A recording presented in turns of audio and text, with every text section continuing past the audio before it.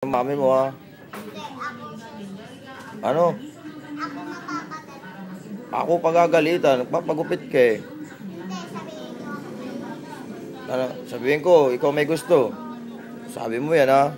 Mga mamaya ako pagalitan ng mami mo. Ba't gusto magpaikli? Nainggit ka ba kay Ate Angel?